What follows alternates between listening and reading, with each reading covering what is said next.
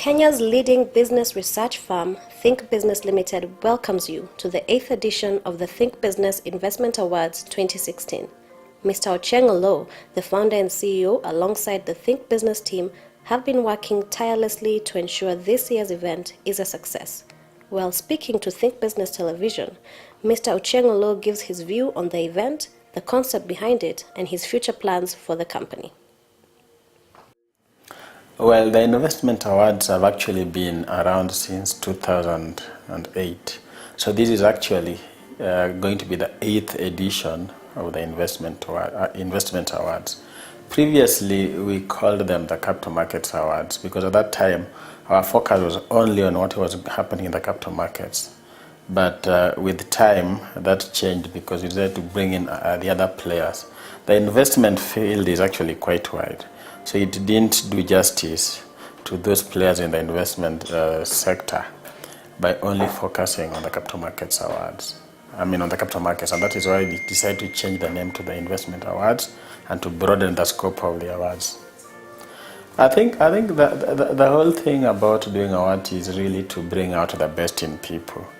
And how you do this is by creating competition. When you create competition, people try to perform at their best, and also to showcase the things that they are capable of doing or that have been doing. So the whole idea behind doing the investment awards, like the other awards that we do, is really to encourage excellence, and innovation within the fields that we actually do awards for. And I think investment is a very critical field in any economy, and it was important that we encourage all the players in that industry to showcase what it is that they are doing, and also to compete against each other, because that's the only way you're able to improve the quality of the services that they actually offer. A lot has changed. Actually, over the last 8 years. If you're going to look at the investment environment, there have been quite a lot of developments from a regulatory point of view.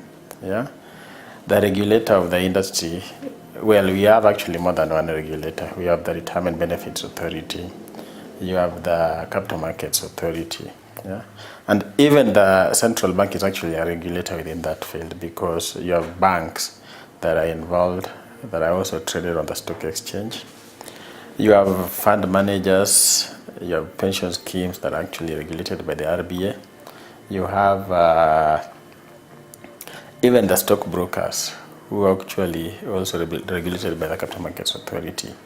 The stock exchange has changed a lot over the last 8 years. It is now a listed company within the Nairobi Securities Exchange itself. And if you look at what has been happening on the economic front, there's been quite a lot of development. We are witnessing a much higher growth than that we have witnessed over the last 8 years that we've actually been doing the awards. You look at GDP growth rate of 6% plus. That actually is the highest growth rate that we've actually seen over the last 8 or so years. So I think a lot has changed. The market has expanded in terms of the different products that we have. The bond market was virtually non-existent about 10 or so years ago. It's now a very vibrant market. Of course, there's still a lot that needs to be done. The pension segment has also evolved, because if you look at what has happened, especially with the formation of various asset management companies by the insurance companies, that's a clear indication that the market has expanded and that there is scope for growth in the pension segment too. We're always thinking of developing new products. In fact, we have a lot of things in the pipeline. Some of them will be launched probably next year. We are looking at setting up a business television channel, and that is something that we are hoping that we'll be able to launch next year. But apart from that, we are in the knowledge business. We are a company that sells knowledge. We believe that knowledge or information is power. And if you're going to make a decision, any business decision, or not just the business decisions, even strategic decisions regarding where you want to take your company, even for the public sector, you need to be armed with information. What we do at Think Business is that we actually go look for information, we package it, we do research, and we put it in a way that is useful to those who need it. Yeah? And part of that requires that we have to then find the medium through which we can actually, disseminate the information that we have.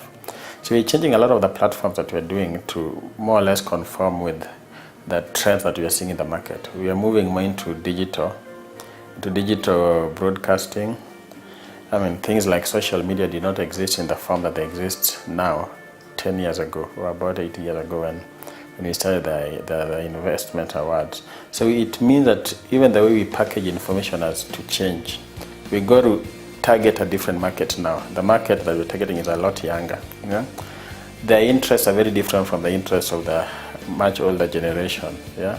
And if you're going to bring them into the realm of understanding business news or information that you want to sell or disseminate to them, you must then use the same tools that they use. You must approach them and target them through those forums that you can find them in. And those are things like Facebook, Twitter, WhatsApp. And I think it's constantly changing. So really it's about how quickly you can evolve and how you can produce the information that you want to produce in chunks that are easy to swallow or to understand to the younger generation of people that you're targeting, who generally are impatient. They don't have the time to read long surveys. They don't have the time to sit down and listen to long interviews. So you've got to be very picky on exactly what you want to sell or to disseminate to them. Well, I think one of the most important things about what we do is that within the larger scope of things, we hope that we actually playing our role in building the country. And our focus for now may be on Kenya, but going forward, we're actually looking at going beyond the Kenyan market. We will be moving also into the East African market, we'll be in Uganda and Tanzania, and Rwanda within the next 2 to 3 years. So I think we are still, of course, learning a lot from what we're doing in Kenya, but we've also done quite a bit of work in those countries. So to a large extent, we're actually ready and able to do that. But we must not forget that the Kenyan market is actually quite big. And if you are able to capture the Kenyan market, if you're able to offer the kind of products that this market needs, it makes it a lot easier for you to move out and venture into those other markets.